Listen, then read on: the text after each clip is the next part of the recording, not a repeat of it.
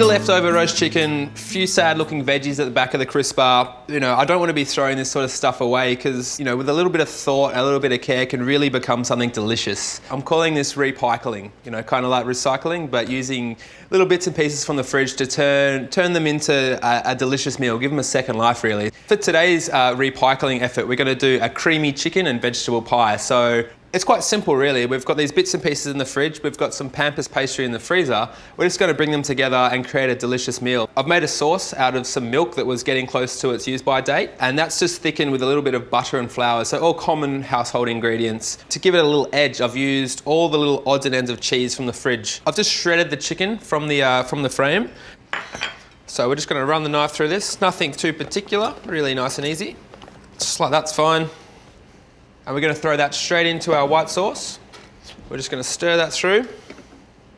So the old vegetables that I've got, absolutely nothing wrong with them. They don't look as pretty as when I bought them, but that's absolutely fine. So it's just a simple process of blanching them for 1 or 2 minutes in some boiling water just to get that cooking process happening. So we're just going to tip them straight into our mix. Give it a bit of a stir. I'm going to add some sea salt, not too much, just a little. So from here, we're just going to chill this mix down and then we're going to assemble our pie. All right, so the pie filling's chilled down. It's nice and thick, it's nice and rich. I'm just going to flavour it up a little more now. So we've got some spring onions. We're going to use some flat leaf parsley. Just throw that in. Pick a few of these thyme leaves, just sort of straight off, nice and easy. The last ingredient in the pie filling is some old rocket. And we're really just going to fold all of these things together. So for this pie, I'm using 2 kinds of pastry. I'm using the short crust pastry as the base, and I'm going to use some butter puff pastry as the top. So we're going to have a lovely contrast of crispy, golden, delicious flavours going on here, but basically I'm just achieving different textures. And straight onto our short crust. We're just going to use the spoon here to give it a press down just so there's no air bubbles in the filling there, so it's nice and compressed. Once we cut the pie, we'll get a nice piece out of it. So the butter puff top, this is like the golden, delicious, crispy bit that once you see it, you won't be able to resist. So we'll just take a sheet.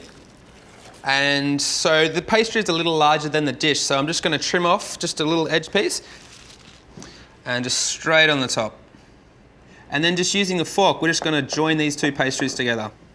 And then, so we've got a little excess pastry floating around, so we'll give it a little trim. And then just with our fingers, just give one more little squeeze on the edge, just to be sure that it's all together. There will be a bit of steam coming out of this filling, and if there's too much steam and it's not sealed together properly, we're going to have a pie plosion.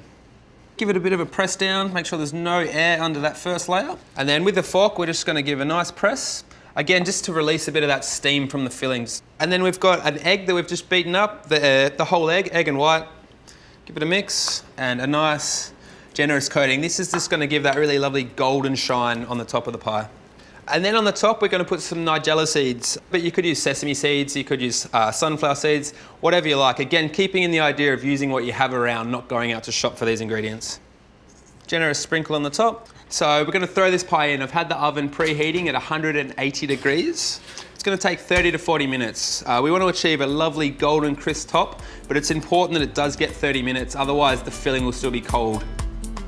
All right, pie's ready to go. Golden, crunchy. So from here, I don't think it needs a lot to it, so we're just going to serve it with just some salad leaves. Straight on the board, just give them a little bit of dressing.